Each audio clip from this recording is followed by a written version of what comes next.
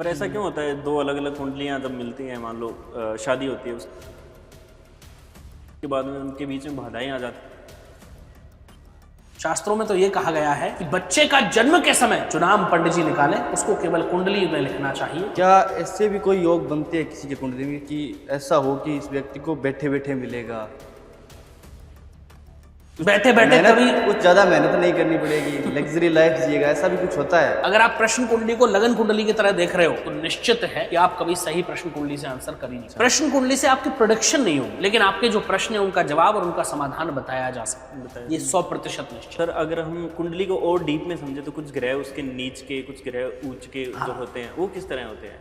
तीसरा भाव हमारे पड़ोसियों का होता है, हमारे पराक्रम का होता है, हमारे कॉन्फिडेंस का होता है। चौथे भाव से हम माँ के बारे में भी गणनाएं करते हैं, कई सारी प्रॉपर्टीज के बारे में हम गणनाएं करते हैं चौथे भाव से। पांचवा भाव संतान हम देखते हैं पांचवें भाव से। पांचवें भाव से हम एजुकेशन भी देखते हैं। ऐसे कौन से योग बनते हैं कुंडली में कि प्रॉब्लम उनका पीछा नहीं छोड़ रही? पहले भाग्य, जब आप पैदा हुए तो आप एक फिक्स भाग्य लेकर के पैदा हुए, लेकिन आप आज के कर्मों से उस भाग्य में आने वाली बाधाओं को कम कर सकते हैं। अगर आपके कर्म अच्छे, आप आज के कर्मों से उस भाग्य में आने वाली जो परेशानियां हैं उनको कम कर सकते हैं और अपने भाग्य को प्रबल कर सकते तो सर ऐसे भी कोई योग होते हैं जिसके कुंडली में अगर वो हो तो शादी का सुख नहीं लिखा उसके?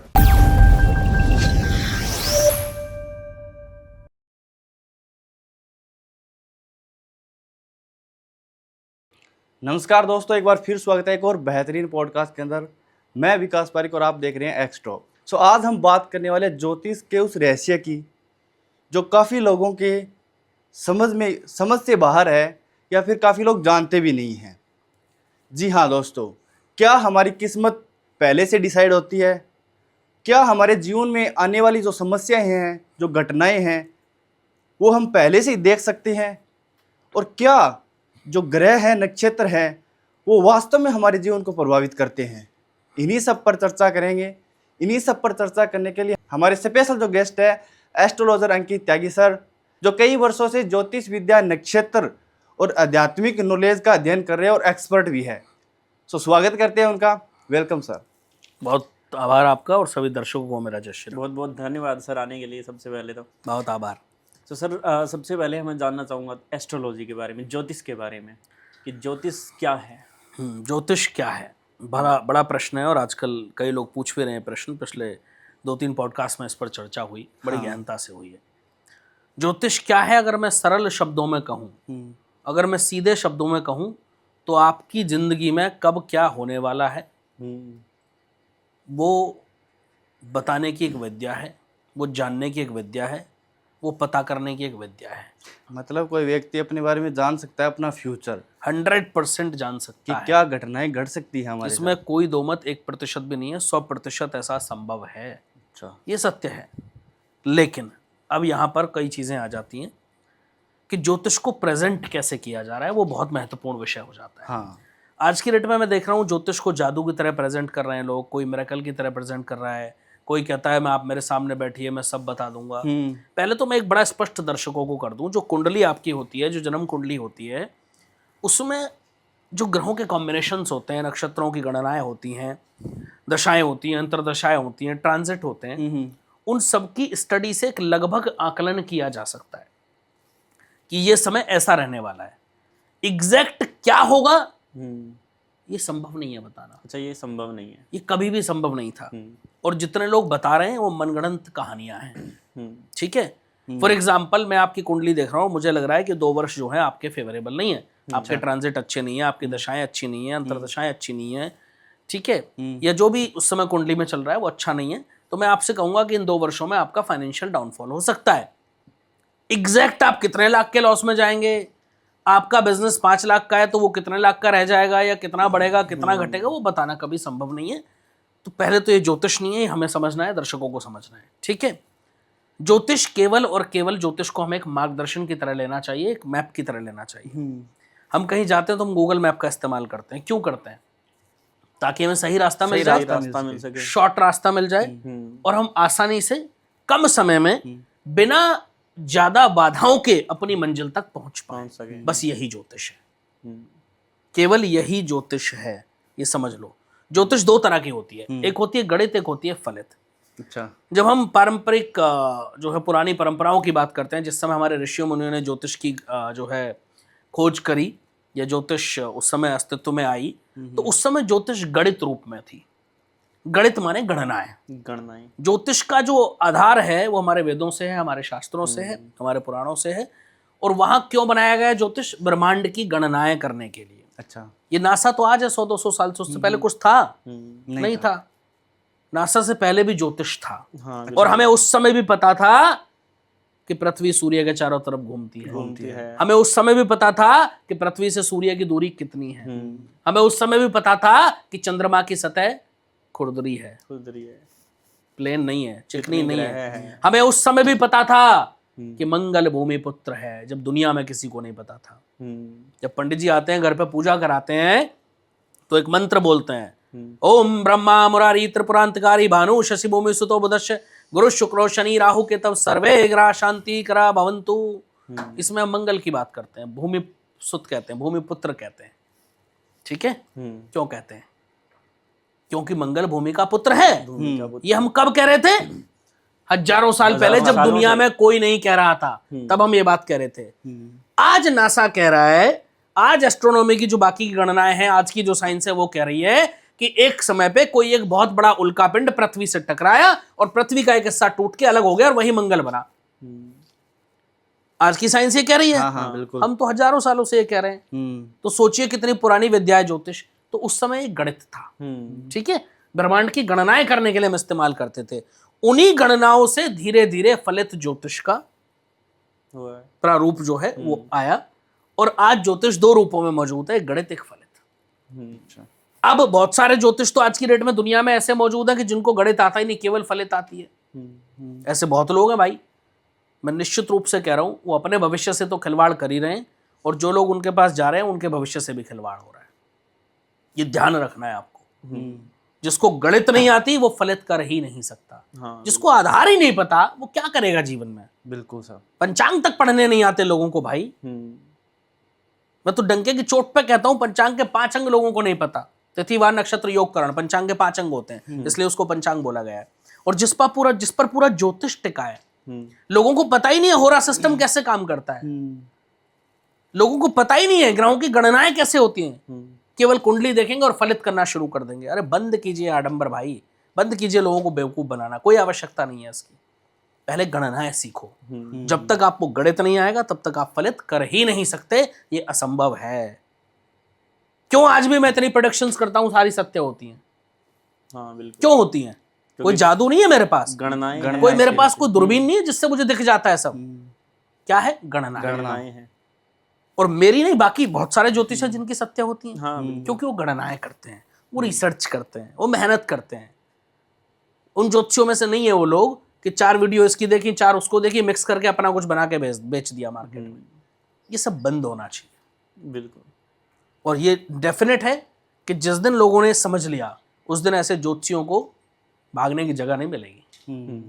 अच्छा सर, किस तरह से की जाती है ये जो गणनाएं हैं? वो टोटल एस्ट्रोनॉमी है भाई। किस तरह से जो प्रेडिक्शन है, मान लो जो भविष्यवाणियां हैं, निकलती भविष्यवाणियों में जब हम व्यापक चीजों की बात करते हैं तो हम मैदनी ज्योतिष की बात करते हैं, जिसको मुंडेन एस्ट्रोलॉजी बोला जाता है इंग्लिश में। एस्ट्रोलॉजी। हाँ, उसकी हम बात करते हैं, उससे हम व्यापक चीजें देखते हैं। जैसे मैंने भारत पाकिस्तान के युद्ध की प्रोडक्शन करी हुई है, इसी वर्ष में होना है। वो कैसे करी? वो मैंने मैदनी ज्योतिष से करी। ठीक है? ज्योतिष के बहुत सारे रूप है, मैंने बताया ना। केपी की हम बात करते हैं, जेमिनी की बात करते हैं, मुंडेन एस्ट्रोलॉजी की बात करते हैं, प्रश्न कुंडली की हम बात करते हैं, और वैदिक ज्योतिष की बात तो करते ही करते हैं, न्यूमरोलॉजी की बात हम करते हैं, और बहुत सारे प्रारूप ज्योतिष के, नाड़ी ज्योतिष की हम बात करते हैं, आज की डेट में मौजूद है। कुछ लोग हाथ देख के भविष्य बताते हैं, कुछ लोग माथा पढ़ के भविष्य बताते हैं। अलग अलग तरह की विद्याएं जो है दुनिया में मौजूद हैं। तो लेकिन कौन किस विद्या का एक्सपर्ट है वो जानना आपको जरूरी है। नीम हकीम खतरे जान। अपनी कुंडली आप किसी ऐसे ज्योतिष को दिखा देंगे कि जिसको कुछ आता ही नहीं है, तो वो आपका जीवन बर्बाद ही करेगा। इसलिए मैं कहता हूं कि अच्छे व्यक्ति के पास जाइए और अच्छा समाधान आपको मिल जाएगा, अच्छा रास्ता आपको मिल जाएगा। हो सकता है कि आप थोड़े संतुष्ट कम हो। कई लोग मेरे पास आते हैं, कहते हैं गुरुजी उन्होंने तो बहुत सारी चीजें बताई थी, पहले गए थे, ये हो जाएगा वो हो जाएगा, आप तो कुछ बता ही नहीं रहे हो, आप तो कह रहे हो भाई अभी खराब है, 1 साल का समय, शांत बैठ जा। तो मैं कहता हूँ भाई जब उन्होंने बताया कुछ हुआ कि नहीं हुआ? तो कुछ नहीं, तो फिर फायदा क्या हुआ? तो क्या बताओ? मतलब जब गलत बताएंगे तभी मानोगे भी। तो इसलिए केवल सपने दिखाना ज्योतिष नहीं, वो ज्योतिष नहीं है। ज्योतिष का आधार ये है कि आपको सत्य बताया जाए कि आपके जीवन में कब क्या होने वाला है, कब क्या घटित होने वाला है। और जिस दिन आप ये समझ गए उस दिन आपका जीवन बदलेगा और ज्योतिष के माध्यम से ही बदलेगा। मैं तो हमेशा कहता हूं जब तक प्रभु की इच्छा नहीं होगी आप किसी अच्छे ज्योतिष के पास पहुंच ही नहीं पाओगे। आप भटकते रहोगे इधर उधर। अगर आप अच्छे ज्योतिष के पास पहुंच गए तो समझ लो ये भी ईश्वर कृपा है, क्योंकि ये सब लिखा होता है कि आप उस व्यक्ति के पास पहुंचोगे, वहां मिलोगे, उसके थ्रू आपका भाग्योदय होना है। और हजारों लोगों का हुआ है भाई। अच्छा सर, जो ग्रहों की चाल है वो किस तरह से इम्पैक्ट करती है, कैसे काम करती है वो? देखिए, जब हमारा जन्म होता है तो उस समय चंद्रमा की जो पोजीशन है वो हम देखते हैं। हाँ। और वो जन्म कुंडली में, लगन चार्ट में हम चंद्रमा की पोजीशन निर्धारित करते हैं। उसके हिसाब से बाकी ग्रहों की पोजीशन निर्धारित होती है और एक कुंडली का निर्माण होता है। फिर उस कुंडली के अलग अलग चार्ट, नवमास चार्ट हम देखते हैं, चंद्र कुंडली हम देखते हैं, चलित हम देखते हैं, और D1 से लेकर D60 चार्ट, अनेकों चार्ट की हम बात करते हैं। ठीक है। फिर उसके आधार पर वो गणनाएं होती हैं। फिर ट्रांजिट, जिसका सबसे बड़ा महत्व है, सबसे बड़ा रोल है ज्योतिष में, क्योंकि पृथ्वी सूर्य के चारों तरफ घूम रही है। हाँ। तो ग्रहों की मूवमेंट कंटिन्यू है। हाँ, वो तो उसी मूवमेंट को हम गोचर कहते हैं। अच्छा। क्योंकि उनकी दृष्टि बदल रही है ना ग्रहों की, वैसे वैसे, तो उसी को हम गोचर कहते हैं। अच्छा। तो गोचर का यानी ट्रांजिट का बहुत बड़ा रोल ज्योतिष में है। ठीक है। उसके आधार पर ही गणनाएं की जाती हैं और उसी हिसाब के आपकी दशाएं, आपकी महादशाएं, अंतरदशाएं, प्रत्यंतर दशाएं, ये सब निर्धारित होता वो है। आती रहती है। वो आती रहती है। इस तरीके से एक ज्योतिष जो विद्या है वो कार्य करती है। और नक्षत्र क्या होता नक्षत्रों का बड़ा रोल है भाई। नक्षत्रों के बिना तो गणनाएं ही नहीं हो सकती। जब हम ट्रांजिट की बात करते हैं तो हम देखते हैं किस राशि में ट्रांजिट हो रहा है और किस नक्षत्र में हो रहा है। नक्षत्र बहुत इंपॉर्टेंट विषय है। ये तो बहुत महत्वपूर्ण विषय है। तो बिना नक्षत्र के तो ज्योतिष की बात तो हो ही नहीं सकती। बिना प्लानिटरी पोजीशंस के ज्योतिष की बात नहीं हो सकती। बिना मूवमेंट्स के जाने, बिना ट्रांजिट के गोचर के ज्योतिष की बात नहीं हो सकती।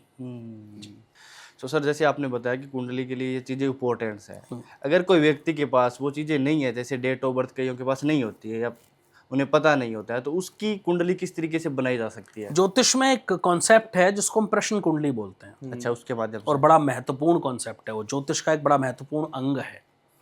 कई लोग कहते हैं प्रश्न कुंडली से गणनाएं नहीं हो सकती।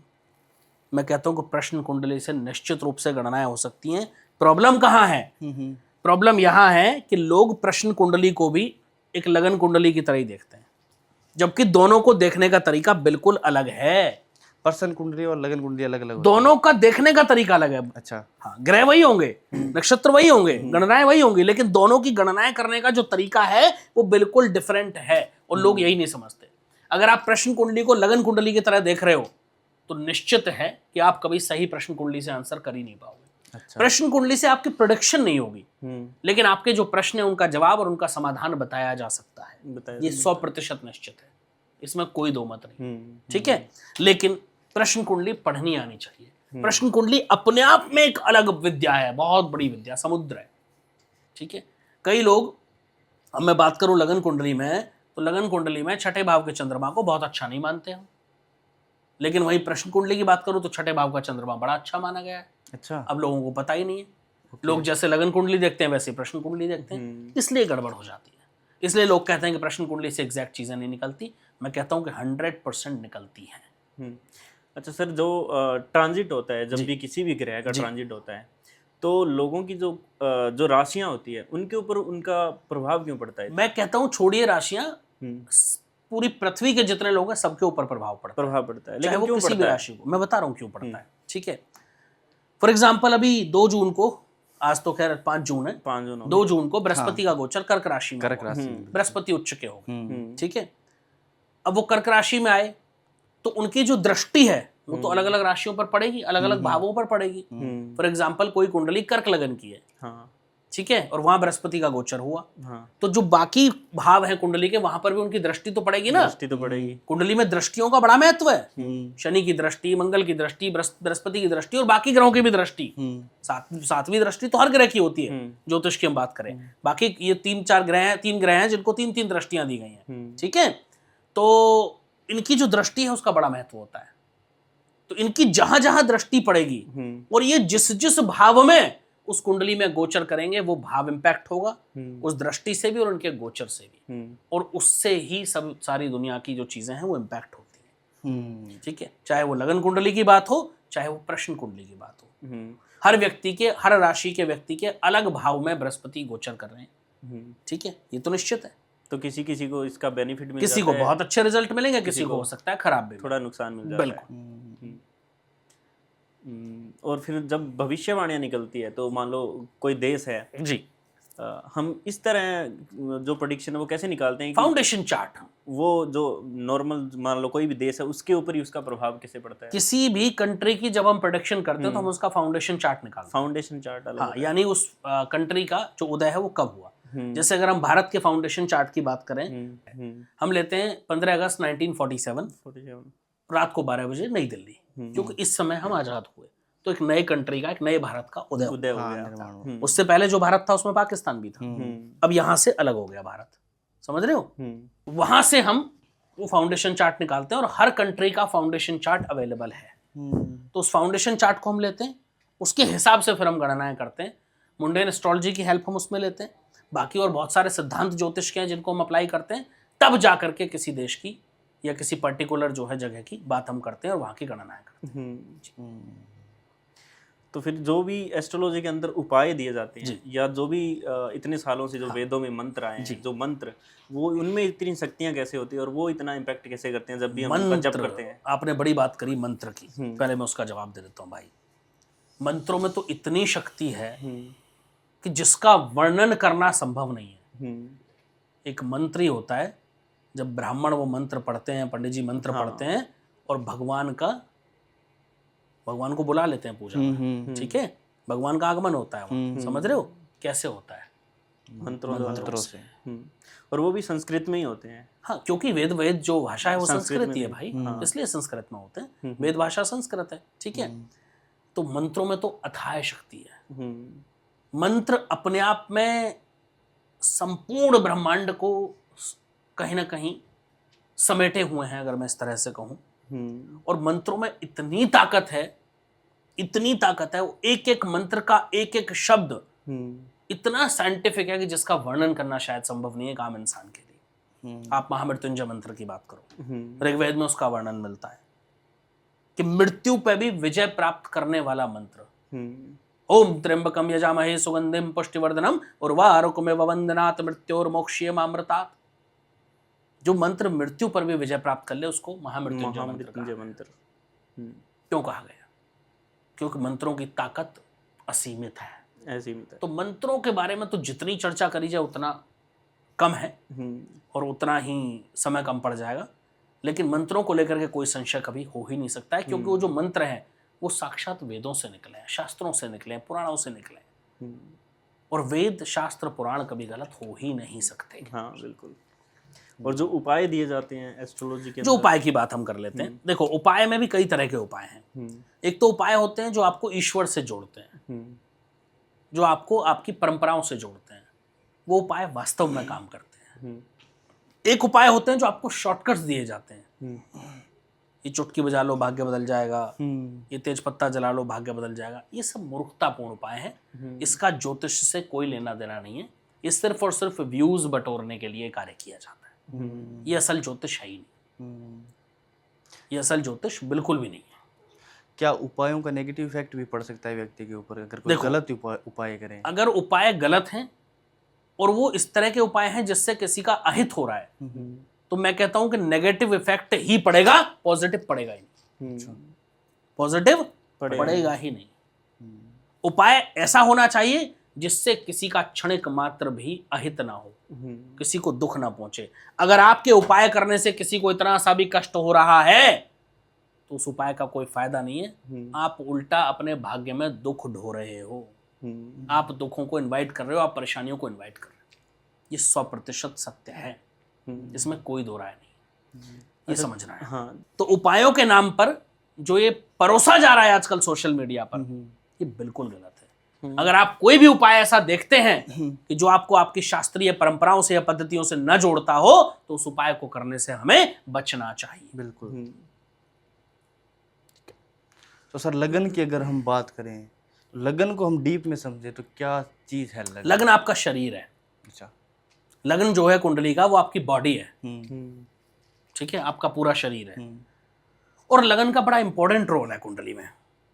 कई सारे लोग मेरे पास कुंडली लेकर के आते हैं, कई सारे लोगों को मैं देखता हूँ कुंडली को 50 ज्योतिषियों के पास घुमाए, लाभ ही नहीं हो रहा। क्यों नहीं हो रहा? क्योंकि जो लगन का लॉर्ड है वही खराब अवस्था में बैठा हुआ है।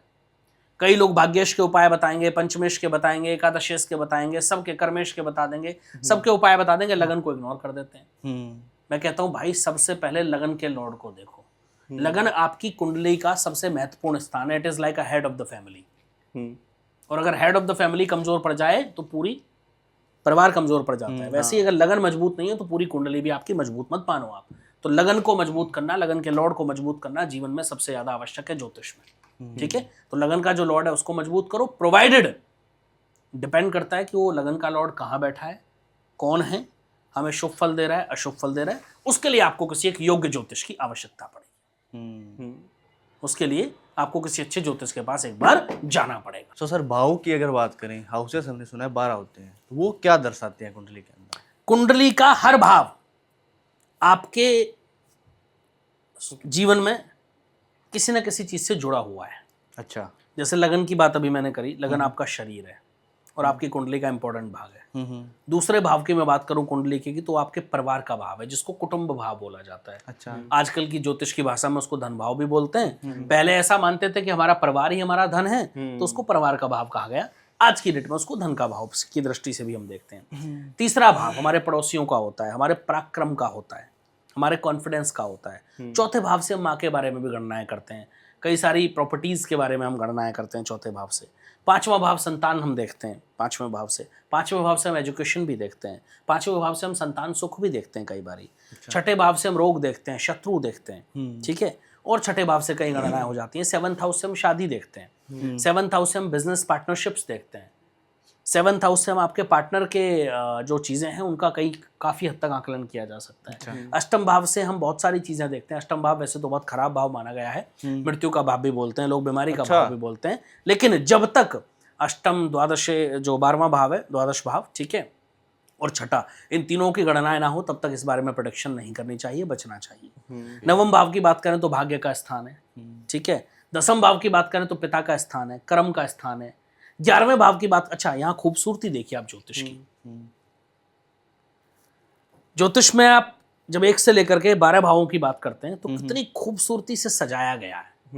आप पहले भाव की बात करो तो एक बच्चा छोटा पैदा होता है तो क्या होता है उसके पास? सिर्फ शरीर होता है। ना सोचने की शक्ति होती है, ना चलने की शक्ति होती है, ना कुछ समझने की शक्ति होती है, सिर्फ शरीर होता है। तो कुंडली का पहला भाव। अच्छा, दूसरे भाव में वो सबसे पहले किससे मिलता है? अपने परिवार से।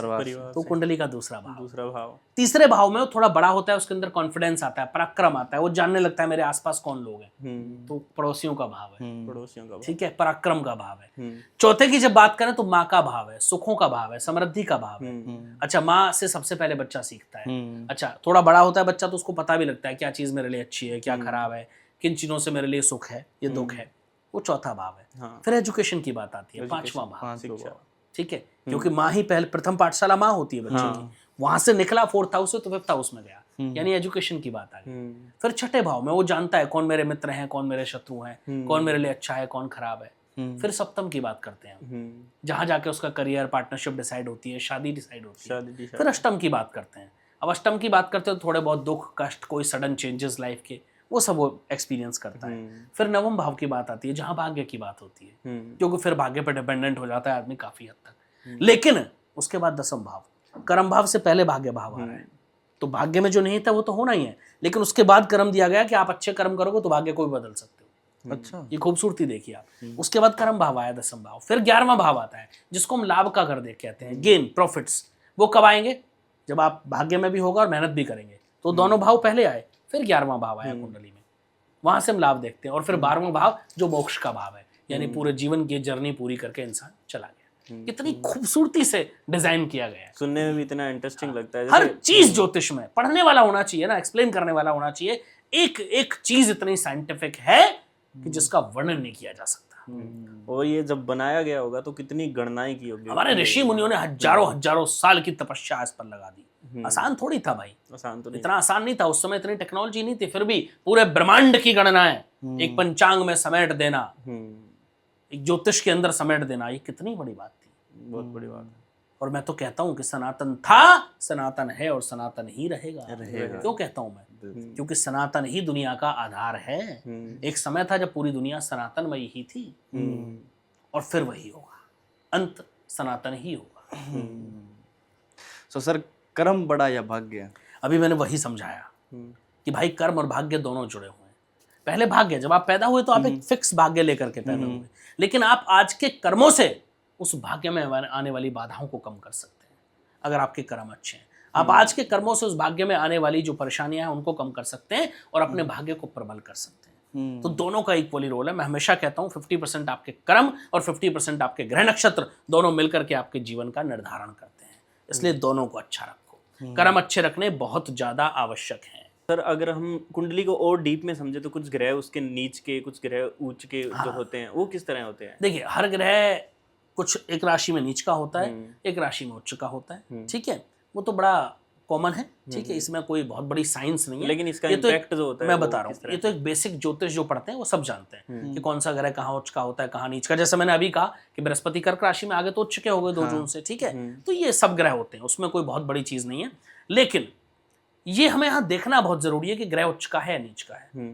उच्च का ग्रह जनरली अच्छे फल देता है, डिपेंड्स कि वो भाव किस भाव में बैठा है, लगन कुंडली में कहाँ बैठा है, नवमांश में कहाँ बैठा है, और आपके बाकी के जो चार्ट्स हैं उसमें कहाँ बैठा है, वो देखना बड़ा जरूरी हो जाता है। कुछ ग्रह लगन में उच्च के होते हैं लेकिन नवमांश में उच्च के नहीं होते, कुछ ग्रह लगन में नीच के होते हैं लेकिन नवमांश में जाकर के उच्च के हो जाते हैं।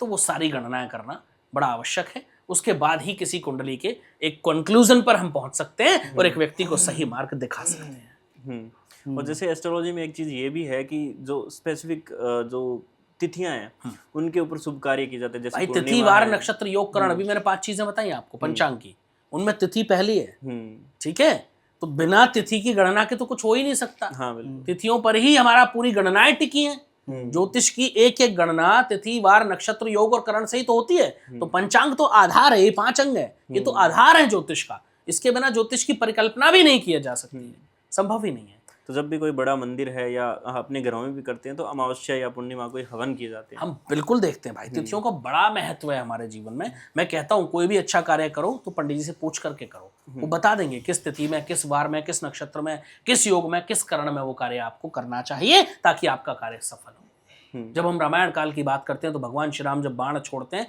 तो उस समय नक्षत्रों की बात होती है कि हम इस नक्षत्र में बाण छोड़ेंगे। क्यों होती है?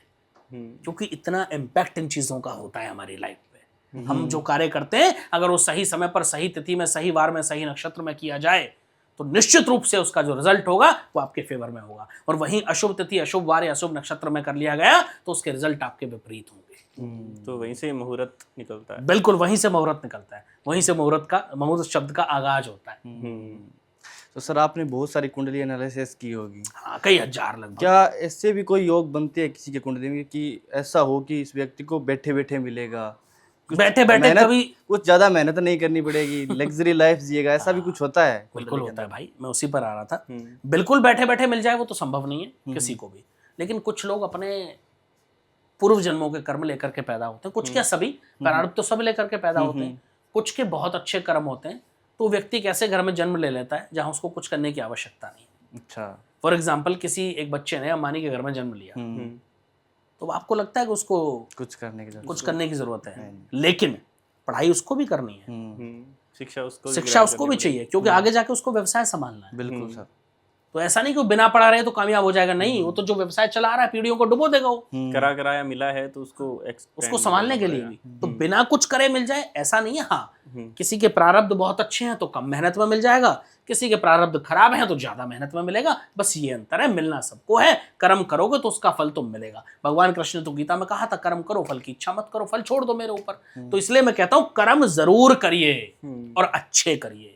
आपका एक खराब कर्म आपको इस जीवन में भी दुख देगा और आपके कितने जन्मों तक आपका प्रारब्ध बन के पीछा नहीं छोड़ेगा। इसलिए कर्म करते रहिए, लेकिन अच्छे कर्म करिए। आपका कोई भी कर्म ऐसा नहीं होना चाहिए जिससे किसी का 1% भी अहित होता हो, जिससे किसी का 1% भी नुकसान होता हो, या जिससे किसी को इतनी सी भी चोट पहुंचती हो।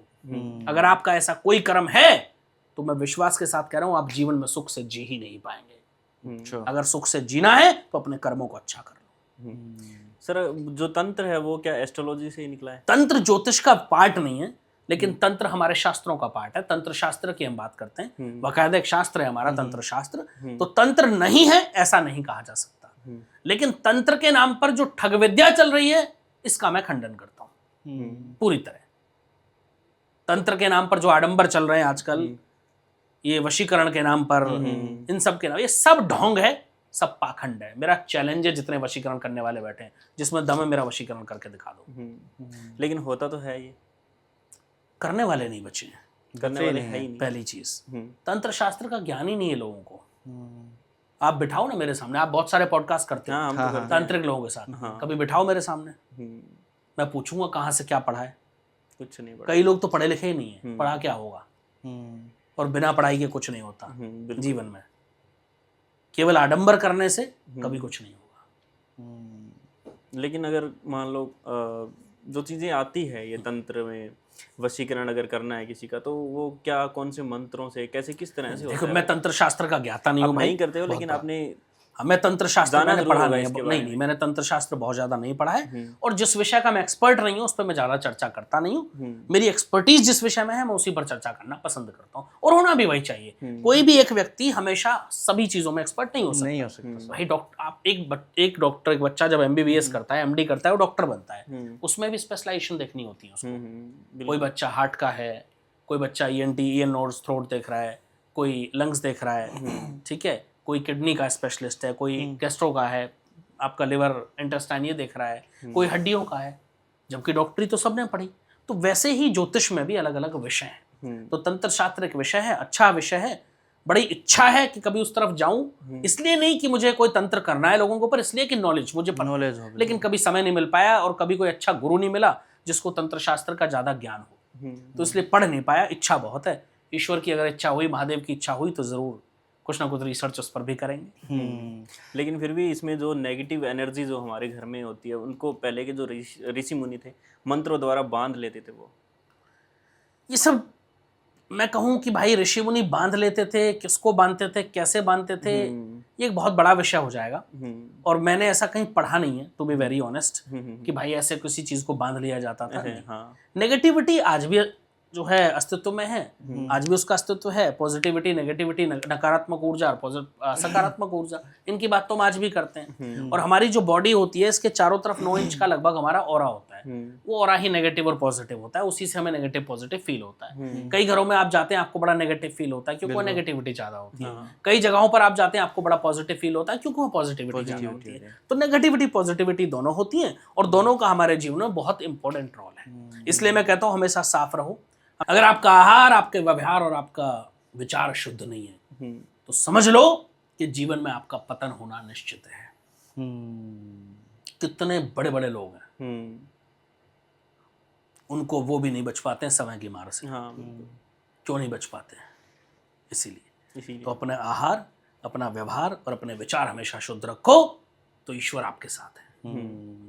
सो सर, काफ़ी लोगों से हमने ऐसा भी सुना है कि प्रॉब्लम्स हमारा पीछा नहीं छोड़ती। हाँ, कितने भी अच्छे काम कर ले या कुछ कितनी भी मेहनत कर ले, लेकिन प्रॉब्लम्स उनके आगे आते ही रहती है। ऐसे कौन से योग बनते हैं कुंडली में कि प्रॉब्लम उनका पीछा नहीं छोड़ रही? देखिए, इसमें कुंडली के योगों की अगर हम बात करें तो बहुत सारे योग हो सकते हैं। हो सकता है भाग्येश की स्थिति अच्छी ना हो, लग्नेश की स्थिति अच्छी ना हो, पंचमेश की अच्छी ना हो, कर्मेश की अच्छी ना हो, एकादशेश की स्थिति अच्छी ना हो। वो डिपेंड कुंडली टू कुंडली डिपेंड करता है कि भाई किस ग्रह का कहाँ क्या पोजीशन है।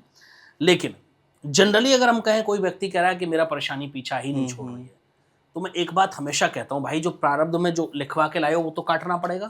और प्रारब्ध अगर कोई मिटा सकता है तो वो ईश्वर, और कोई नहीं मिटा सकता। प्रारब्ध अगर कोई मिटा सकता है तो सिर्फ ईश्वर। और जब हम भगवान की बात करते हैं, हम आदि और अंत की बात करते हैं, तो हम किसकी बात करते हैं? हम शिव की बात करते हैं। ये सब दुनिया पूरी शिव में है। शिव ही सृष्टि का आधार है, शिव ही आदि है, शिव ही अंत है। शास्त्रों में तो यहाँ तक कहा गया है कि ब्रह्मा, विष्णु, महेश अलग अलग नहीं है। जब सृष्टि की रचना करनी है तो वही ब्रह्मा है, जब सृष्टि का पालन करना है तो वही विष्णु है, और जब संहार करना है तो वही शिव है। तो प्रारब्ध अगर आपका कोई काट सकता है तो शिव काट सकते हैं। अगर आपको बहुत समस्याएं झेलनी पड़ रही हैं, अगर आपके जीवन में आपको संकटों ने बिल्कुल घेर लिया है और कोई रास्ता नजर नहीं आ रहा, तो मैं कहता हूं कि शिव की शरण में चले जाओ, फिर शिवमय हो जाओ। एक व्यक्ति का जीवन पूर्णतः बदला ये मेरे साक्षात मैं आपको एक स्टोरी बता रहा हूँ जो मेरी आंखों के सामने घटित हुई। मैंने उनको नहीं बताया, किसी ने उनको बताया था, मैं बहुत छोटा था। मेरे जो बाबा जी थे उनके एक मित्र थे और वो बहुत कष्ट में जीवन था उनका, बहुत कष्ट में। एक दिन कोई ऐसे साधु बाबा आए तो उन्होंने कहा बाबा बहुत परेशान है, तो उन्होंने कहा बेटा किसी शिव मंदिर की सेवा कर। वो इतना कह के चले गए। उनको क्या लगन लगी, उनके घर के थोड़ा सा आगे एक मंदिर था, शिव मंदिर। अच्छा, पहले हर मंदिर में पुजारी नहीं होते थे, गांव में तो आज भी बहुत मंदिरों में पुजारी नहीं होते, लोग ही वहाँ साफ सफाई करते हैं, सब करते हैं। पंडित भी नहीं होते कई गाँव में, दूसरे गांव से उनको दूसरे गांव से आते हैं, ठीक है। गाँव में आजकल भी ऐसा होता है, स्पेशली आपके राजस्थान में, हमारे उत्तर प्रदेश में तो ऐसा बहुत होता है। तो उन्होंने रोज सुबह नियम बना लिया कि मुझे सुबह 3 बजे उठना है, और उन्होंने 3 बजे उठना शुरू किया और जाते, और 4:30 बजे तक, लगभग 4-4:30 बजे तक शिव मंदिर की पूरी धुलाई सफाई वो करके और भगवान की आरती करना शुरू किया।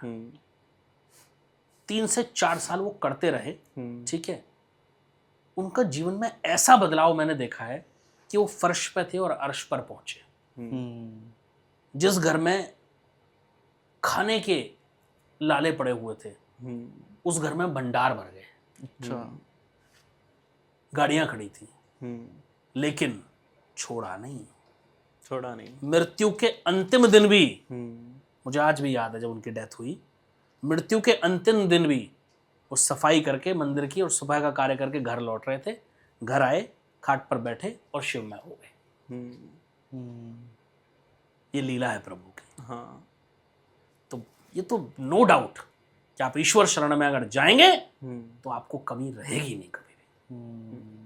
अच्छा सर, वास्तु शास्त्र भी एक पार्ट है, बहुत बड़ा पार्ट है भाई। इसको किस तरह हम समझ वास्तु सकते क्या हैं? है? वास्तु प्योरली एक साइंस है, हमारे जीवन जीने की साइंस है, हमारे जीवन जीने की कला है वास्तु, ठीक है। वास्तु की जब हम बात करते हैं तो हम एक आधार की बात करते हैं, संरचना की बात करते हैं, और हम कैसे हमें घर बनाना है, कैसे हमें फैक्ट्री जो है डिज़ाइन करनी है, कैसे इंडस्ट्री डिज़ाइन करनी है, उन सब की जब हम बात करते हैं तब हम वास्तु की बात करते हैं। तो वास्तु इतना आसान विषय तो है नहीं जितना आज लोगों ने बना दिया है। वो बात अलग है कि आज की डेट में वास्तु के नाम पर जो आडंबर फैलाया जा रहा है, यहाँ टंकी रख दोगे पानी की तो कैंसर हो जाएगा, ये अरे भाई बंद करो ये सब पागल। वास्तु बीमारियों का इलाज नहीं है, वास्तु आपके जीवन में खुशियाँ लाने की एक कला है, एक साइंस है। अगर हम वास्तु समझे, का बड़ा महत्व है।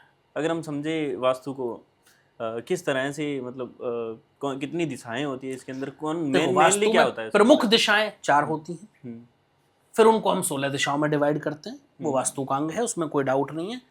फिर उन दिशाओं के देवता, ठीक है, वो सब हम देखते हैं।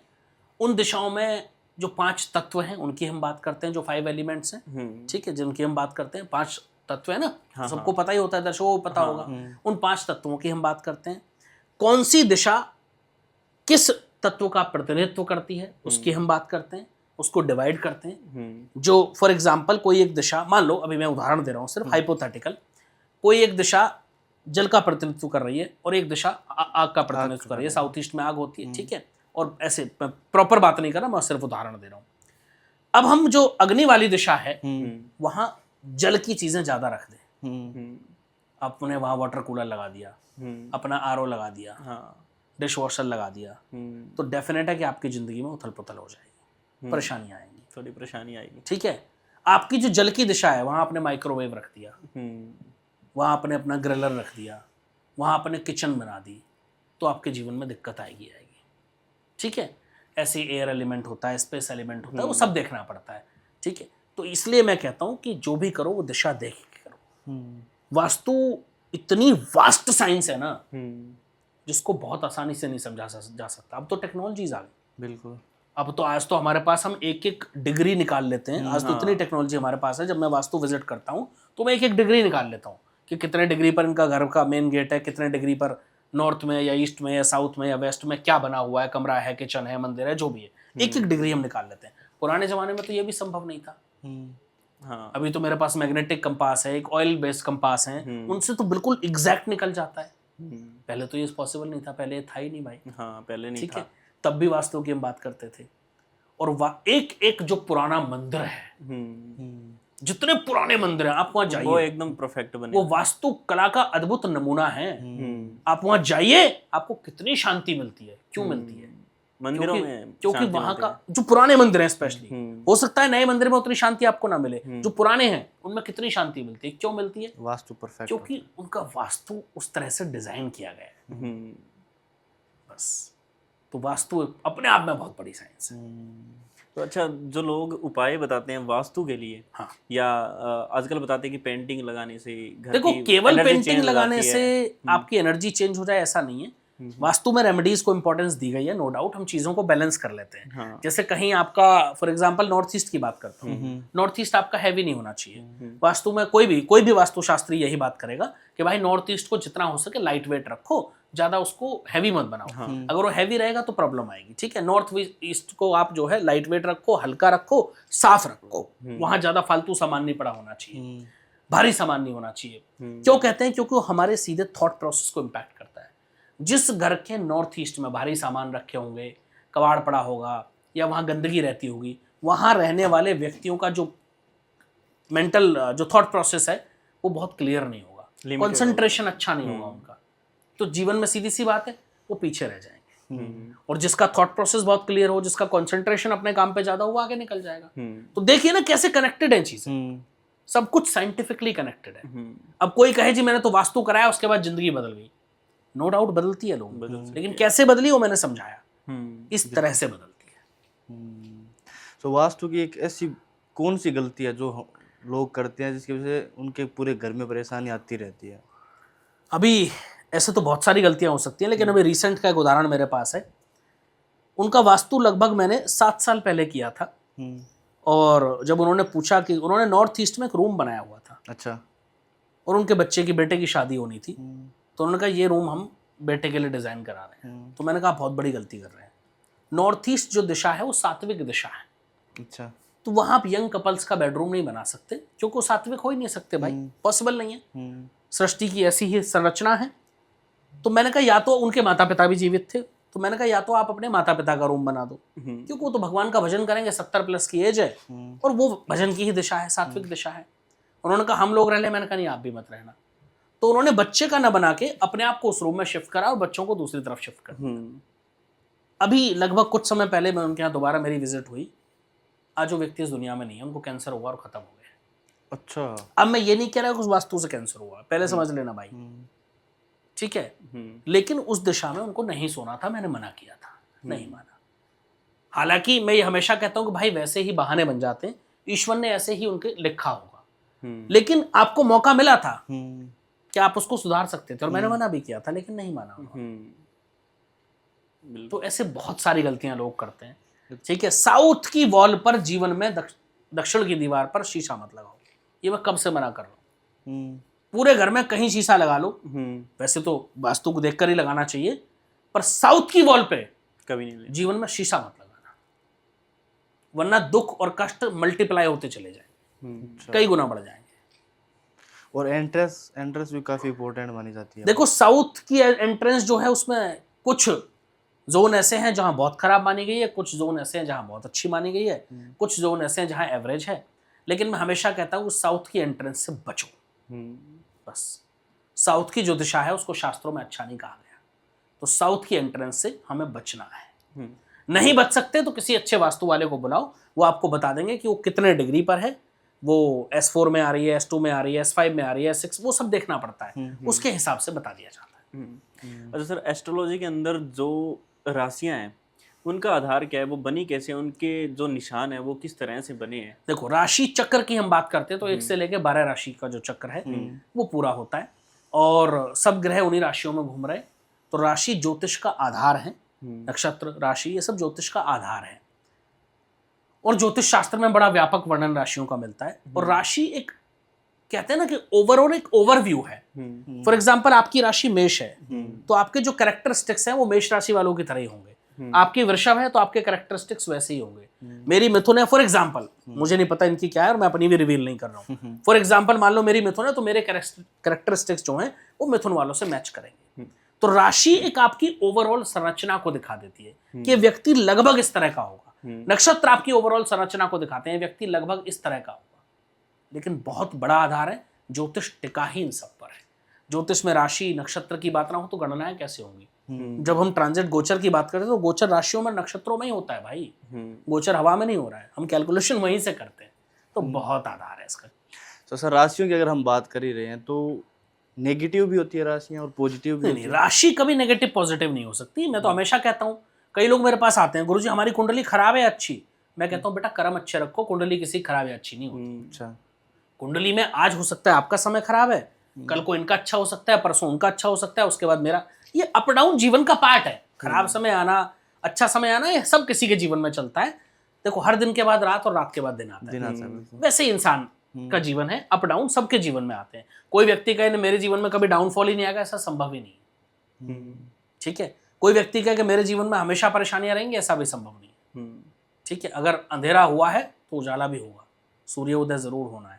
ठीक है, ये तो डेफिनेट है। लेकिन हम उस चीज को ऐसे बोले कि भाई ये राशि नेगेटिव है, ये पॉजिटिव है, तो हमेशा नहीं रहेगी। आज किसी राशि में किसी खराब ग्रह का गोचर हो रहा है, हो सकता है अच्छे फल ना हो, कल अच्छे ग्रह का भी तो गोचर होगा। पृथ्वी तो घूम रही है भाई सूर्य के चारों तरफ, ट्रांजिट तो कंटिन्यू, मूवमेंट ग्रहों की है, तो अच्छे का गोचर भी होगा। आज कोई नक्षत्र वाला व्यक्ति हो सकता है परेशान हो, कल जब कोई अच्छा गोचर होगा तो खुश भी होगा, वो सुखी भी होगा। ये भी सत्य है। अच्छा सर, जो राशियां हैं वो एक इंसान को कैसे मतलब मिलती हैं और कैसे उसका नामकरण होता है? आपकी जब जन्म होता है तो आपकी जन्म कुंडली में उस समय जो चंद्रमा की पोजीशन होती है वो आपकी राशि डिसाइड करती है। राशि डिसाइड, उस समय चंद्रमा जिस भी राशि में बैठे हुए हैं वो आपकी राशि होती है। कई लोग आजकल नाम से राशियों की चर्चा करते हैं, कई लोग नंबर से राशियों की चर्चा करते हैं। देखिए, नाम नंबर से राशियां निकालना तो शास्त्र विपरीत है, ज्योतिष में उसके कहीं कोई आधार नहीं है, मुझे नहीं मिला आज तक। ठीक है, और नाम से राशि निकालना वो उन लोगों के लिए होता था कि जिनको अपनी जन्म कुंडली नहीं पता था, बर्थ डिटेल्स जिसके पास नहीं है। लेकिन अगर आपके पास आपकी बर्थ डिटेल्स हैं तो उस केस में मैं कहूंगा कि आपकी जो असली राशि होती है वो आपकी कुंडली से होती है। आपकी कुंडली के जिस भाव में चंद्रमा बैठे हुए हैं, जिस राशि में, वही आपकी एक्चुअल राशि होती है। बस, तो राशि हमेशा कुंडली से देखो तो ज्यादा एक्यूरेट निकल के आएंगी चीजें। नाम से वो लोग देखते हैं जिनको पता नहीं होता। और कैसे नामकरण कैसे होता है फिर एक इंसान? नामकरण नक्षत्रों के आधार पर होता है भाई। अच्छा, हाँ, आज तो आप ज्योतिष के साथ साथ पूरा एकदम पंडित जी की पद्धति में भी घुस जा रहे हैं। हालांकि मैं नामकरण वगैरह नहीं कराता, क्योंकि मैं कहते हैं ना कि देखो दो तरह के लोग होते हैं। एक तो कर्मकांडी लोग होते हैं, पंडित ब्राह्मण जो कर्मकांड कराते हैं, यानी पूजा पाठ कराते हैं। एक होते हैं ज्योतिष, तो मेरा विषय ज्योतिष का है, मैं कर्मकांड नहीं कराता। ठीक है, लेकिन जो लोग कर्मकांड करते हैं वो लोग भी नामकरण करते हैं। अच्छा, नामकरण हम भी करते हैं। तो नामकरण का जो आधार है वो नक्षत्र है। पहले तो हम राशि देखेंगे, किस राशि में पैदा हुआ, उसके बाद उस बच्चे का जन्म किस नक्षत्र में हुआ और उस नक्षत्र के किस चरण में हुआ। हर नक्षत्र के 4 चरण होते हैं, तो उस नक्षत्र, जिनको पाद भी बोलते हैं, उस नक्षत्र के कौन से पाद में, कौन से चरण में जन्म हुआ, उससे आपका नाम का लेटर डिसाइड होता है। हर नक्षत्र के हर चरण को, हर पाद को कुछ स्पेसिफिक लेटर्स दिए गए हैं कि अगर इस नक्षत्र के इस चरण में जन्म हुआ है तो उस बच्चे का नाम इससे शुरू होना चाहिए, इससे शुरू होगा। उससे हम नाम का निर्धारण करते हैं। और फिर और मैं कहता हूं हमेशा, शास्त्रों में तो एक बात कही गई है भाई, शास्त्रों में तो ये कहा गया है कि बच्चे का जन्म के समय जो नाम पंडित जी निकालें उसको केवल कुंडली में लिखना चाहिए, बच्चे का नाम कुछ और रखना चाहिए। अच्छा, ऐसा? शास्त्रों में यह भी कहा गया है कि बच्चे का जन्म का नाम यदि लेते हैं तो उसकी आयु क्षीण होती है। अच्छा। ऐसा कई जगह मैंने गुरुजनों से सुना है और पढ़ा है। बाकी हो सकता है मुझसे भी एक्सपर्ट लोग दुनिया में हो तो अपनी राय रख सकते हैं, लेकिन जितना मैंने पढ़ा और सुना है कि बच्चे का जन्म का जो नाम है वो अलग होना चाहिए। जो पंडित जी रखते हैं उसको आप कुंडली तक सीमित रखें, बाकी उस जीवन में वो जिस नाम से कार्य करेगा वो अलग होना चाहिए, तो उसकी आयु में वृद्धि होती है, ऐसा कहा गया है। तो सर कुंडली में लव मैरिज और अरेंज मैरिज को कैसे देखें? हाँ बिल्कुल भाई, कुंडली तो सारी चीज बता दी थी आपकी। कोई एक चीज ऐसी बताइए जो कुंडली नहीं बता सकती? हर चीज कुंडली में निहित है। लव मैरिज अरेंज मैरिज देखना तो बड़ा आसान काम है। आपके सप्तमेश और पंचमेश की स्थिति देख लो, उन पर पड़ने वाली दृष्टियां देख लो। अच्छा। आपके सप्तम भाव और पंचम भाव में कौन से ग्रह बैठे हैं वो देख लो। अगर सप्तमेश या पंचमेश का किसी पाप ग्रह से जो संबंध बन रहा है उस पर क्रूर ग्रह की या पाप ग्रह की दृष्टि है तो लव मैरिज होगी। सप्तम पे किसी पाप ग्रह की दृष्टि है, क्रूर ग्रह की दृष्टि है, वहां के जो लॉर्ड हैं वो कहीं अच्छी पोजीशन में नहीं बैठे तो लव मैरिज होगी।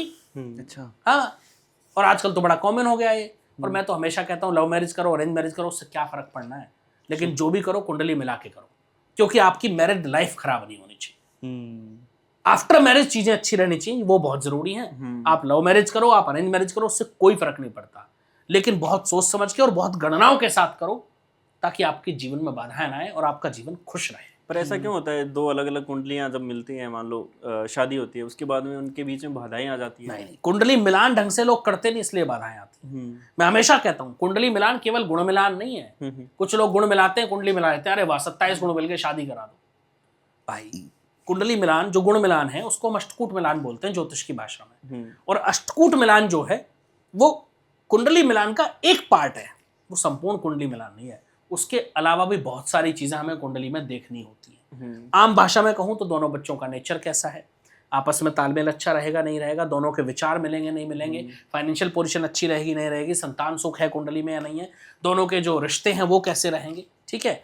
तो ये सब चीजें बहुत कॉमन हो जाती हैं, क्योंकि अगर किसी के विचार ही नहीं मिलेंगे, आपने गुण मिला भी लिए तो कहाँ से शादी चलेगी उनकी, कभी नहीं चलेगी। तो कुंडली मिलान इतना आसान नहीं है जितना लोगों ने बना रखा है। आजकल तो लोग इंटरनेट पे जाके खुद ही कुंडली मिला लेते हैं। हाँ। और मैं उसका पूरी तरह खंडन करता हूँ भाई। अच्छा। कभी भी खुद ज्योतिष मत बनिए, खुद डॉक्टर मत बनिए। आप खुद डॉक्टर, आप यूट्यूब पे देख के अपनी सर्जरी कर लेंगे? नहीं। क्या करेंगे? अगर करेंगे तो क्या होगा, मौत ही होनी है ना, तो निश्चित है। तो वैसे ही भाई यूट्यूब देख करके ज्योतिष भी मत बनो, अपने लिए गड्ढा खोद रहे हो, उसको बढ़ना पड़ेगा। ये इतनी वास्ट साइंस है जिसको सीखने में कई जन्म कम पड़ जाते हैं। तो सर ऐसे भी कोई योग होते हैं जिसके कुंडली में अगर वो हो तो शादी का सुख नहीं लिखा उसके? देखो ये डिपेंड करता है, इसमें कोई संशय नहीं है। और ऐसी कई कुंडलियां मेरे पास भी आती हैं कि भाई जिसमें हम कह रहे हैं कि इस कुंडली में शादी का सुख नहीं है। अभी मेरे पास रिसेंटली लगभग 2-3 महीने पुरानी बात है, एक कुंडली आई थी। तो मैंने कुंडली देखते ही कहा, मैंने कहा इनकी कुंडली में शादी का सुख नहीं है, इनकी शादी मत करना कभी। तो उनका गुरुजी 2 हो चुकी, दोनों टूट गई। हम ये पूछना है तीसरी होगी या नहीं, मैंने कहा मत करना। अच्छा, होता ही नहीं है, इनकी कुंडली में शादी का सुख ही नहीं है। अगर होगी तो वो टूटेगी, होगी तो उसमें भी दिक्कत आएगी। तो ऐसा बहुत होता है। मैंने कहा ना, ये तो सब ज्योतिष गणनाएं हैं। ज्योतिष केवल और केवल गणनाओं का विषय है। जिसको गणनाएं करनी आती हैं वो ज्योतिष है, जिसको गणनाएं करनी नहीं आती वो सोशल मीडिया कंटेंट क्रिएटर है, उसको मैं ज्योतिष नहीं कहता। सो सर बहुत ही अच्छी तरह से आपने समझाया ये सब कुछ, और बहुत ही अच्छी तरह से हमने भी समझा, क्योंकि हम इस पे पॉडकास्ट करते रहते हैं लेकिन डीप में कोई नहीं समझाता कि कैसे नक्षत्र काम करते हैं, कैसे कुंडली बनती है, कैसे क्या है, कैसे आपने जो भी बताया, इसके लिए नॉलेज होना जरूरी है भाई।